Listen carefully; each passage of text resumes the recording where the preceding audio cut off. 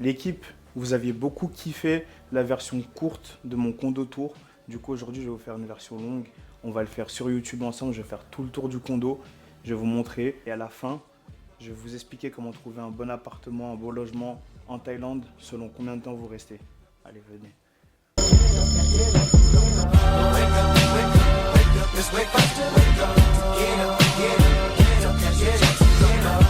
Après avoir vu mon condo, vous ne voudrez plus jamais rester en France. Venez avec moi, vous allez voir, c'est trop fou. Déjà là, on a l'entrée. Comme vous pouvez voir, il y a plusieurs condos dès que vous arrivez. Moi, le mien, il va être juste ici.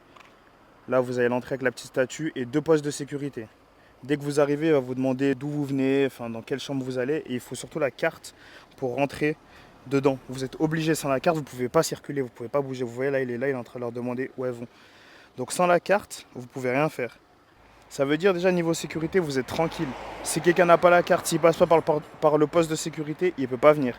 Donc juste ça, c'est fou. Niveau sécurité, vous êtes tranquille.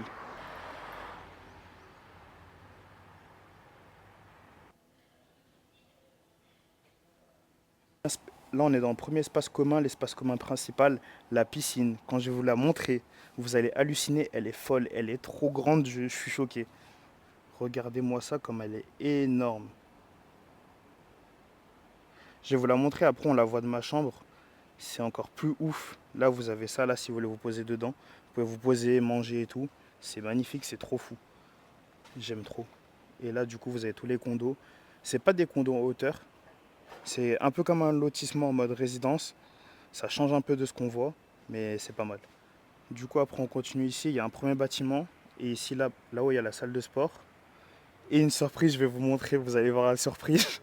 C'est un truc de malade. Venez avec moi. Là, il y a une petite salle si vous voulez vous poser pour travailler et tout.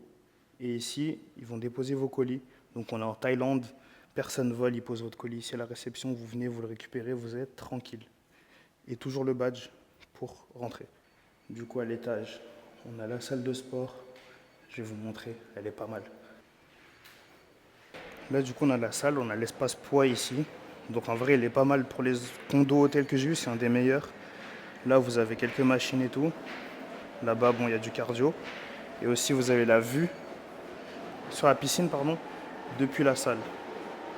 Ça, c'est fou. Là, du coup, on est en dessous de la salle de sport. Et regardez ce qu'on a. Un spa, un hammam, on a tout.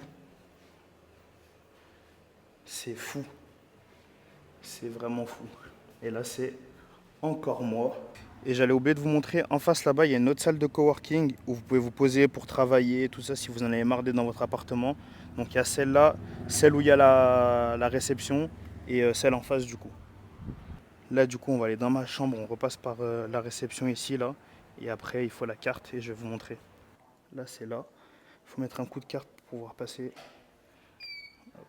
Donc là, hop, on prend l'ascenseur, est plutôt pas mal. On va à son étage. Et si vous fermez pas la porte, là, que je viens d'ouvrir, vous avez 500 bahts d'amende. Donc c'est pour ça que je vous dis déjà, c'est sécurisé. Et en plus, vous prenez des amendes si vous faites mal les choses. Encore un badge pour accéder à l'appartement. Hop. Vous avez la pièce commune. Il y a le salon. Vous avez la cuisine avec une machine à laver, un frigo, un évier, une plaque et même un cuiseur à riz. Donc il y a vraiment les basiques. Ici, bah, c'est le salon. Là, il y a une chambre et une salle de bain. Elle est comme la mienne, mais je ne vais pas vous la filmer, je vais vous la montrer. C'est la même que celle-là. Là, il y a le salon, canapé, télé. Et là, il y a un balcon, mais je vais vous le montrer de jour, avec la vue sur la piscine. C'est fou.